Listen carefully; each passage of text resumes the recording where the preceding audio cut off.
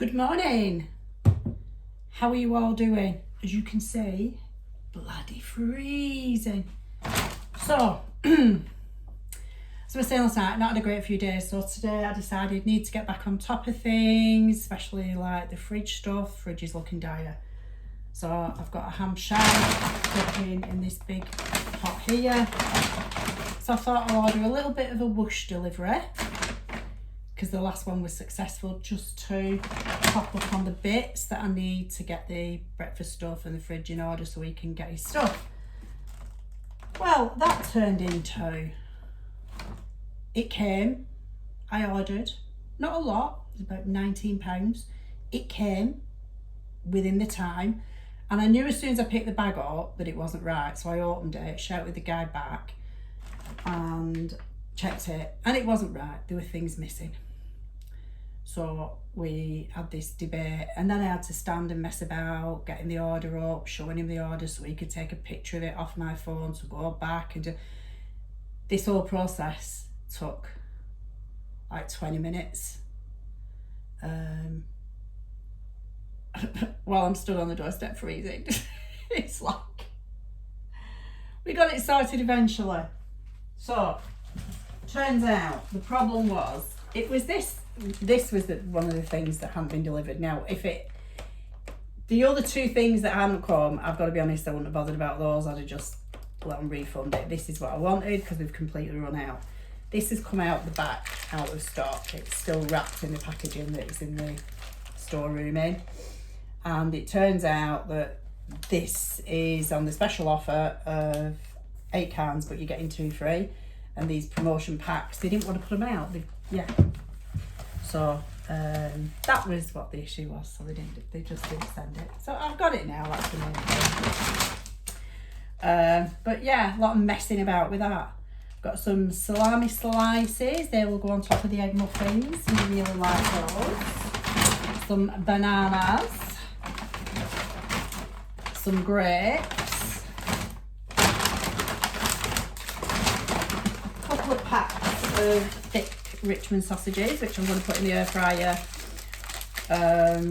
One's going to have a spicy topping, one's going to have barbecue, because I suppose those for the breakfast stuff, and a pack of smoked bacon.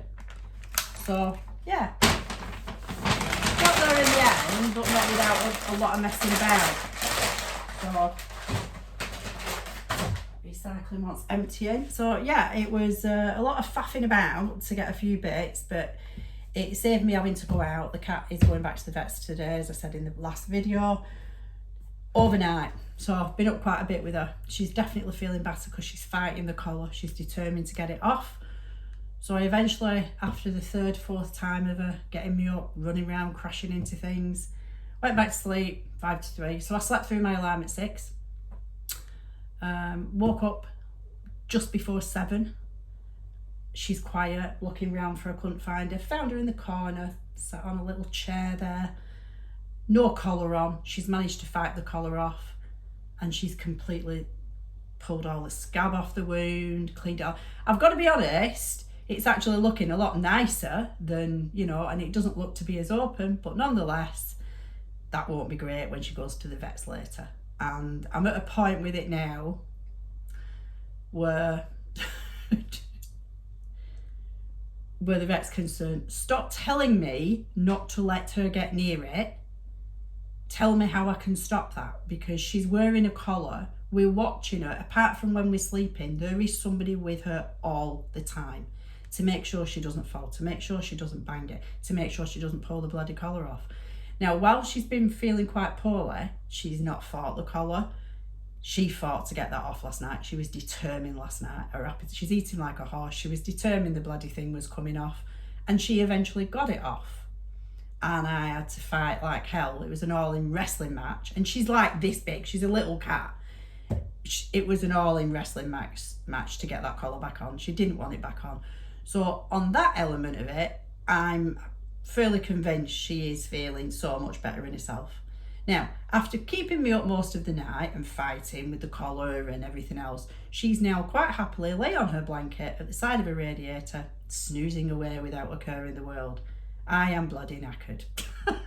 So it's like, she's shut in, collar is secure, and I can hear. I've got no background noise on, so I'll be able to hear. The minute that door moves, I will hear it. So I thought I'll get back on top of my breakfast stuff. Lisa's back working in the office today. She was a couple of days from home, so she's back in the office today.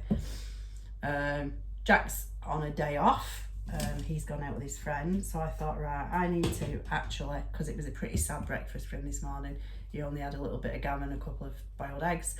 So I thought, right, I need to get back on top of this stuff. So, like I say, I've got the gammon cooking. I'm going to do some egg muffins. The fruit is what I have with the yoghurt, as I keep saying on days we can't eat. And I'm going to cook up the bacon and the sausages. So they will go in with the breakfast stuff. Oh, and I've got some stuff out of the freezer. So, yeah. So hoping to get back on track today. Get my head back in the game, so to speak. And it's bloody cold, though. I know it's been getting colder, but this was the first day. First morning I got up and you've got the frost outside, a lot of it. It feels like winter. It feels actually, I know we're not quite in winter yet, but it's bloody freezing. So I hate being cold, so I've resisted the big jumpers up to it. And believe it or not, even though I've got the heating on. Heating went on as soon as I woke up this morning. It is a big old house, and big old houses, although they are great and have lots of space, apart from in the kitchen for some reason in this. Well, there is a reason. Somebody previously, this was just one room and somebody has put this in with a bit of an arch thing there, so which I would not have done, but there we go. But yeah, there's lots of rooms in them, but the layout and the style of them doesn't make heating them very easy, does it? So I've turned the heating down to 18 because everybody's out all day apart from me. So and the cat's got a little oil-filled radiator next to a blanket, so she's comfortable in there. And when I have to go and sit down, if I'm going to the laptop doing anything on that, I'm at the side of the heater as well. So I've got it well arranged. But this is just how it's going to be, isn't it? This is just how it's going to be, and very, very cleverly, gas and electric companies. I don't know when anybody else got theirs, but I got my notification end of September that it was going up again, and it has gone up now. Same time every year. They put it up because they put it up at a time when it's colder and they know you're going to use more. It's darker, you're using more electricity, more lights on. It's colder, you've got a little bit of extra heating on.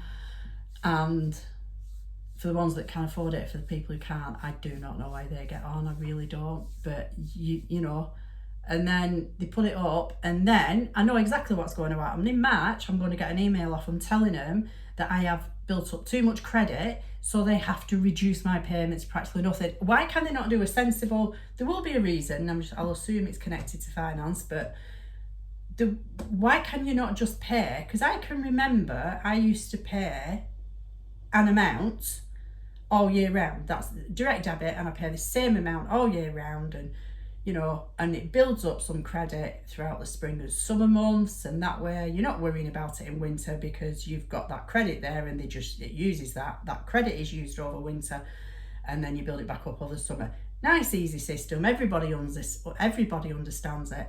You don't end up having your bills going up usually a month. And before somebody asked about this when I mentioned it previously, so you should be on fixed rate. I am on fixed rate, believe it or not. But even when you're on fixed rate, they can put your payments up. If they think that what you're using doesn't match what they're charging, they can put your rates up, and it does say that in the small print. And also, it's not the fact that they're saying I'm using so much more, it's the fact that the actual product, so to speak, has increased in price again. And it's going to go up again, isn't it? It's going to go up again. It's going up again in January, which is absolutely fantastic. Like I say, I am eternally grateful for the fact that, you know, there are 3 of us. Well, there's actually 4, but like I say, he's away at uni part of the week. But so there's 4 people in here, and you know, if it wasn't for the fact that you've got different incomes, whether it's a little bit or a lot, depending which one of us it is, you've got sort of, we can afford our bills, and we can afford, you know, to have the heating on, and I can afford to put food on the table, so to speak.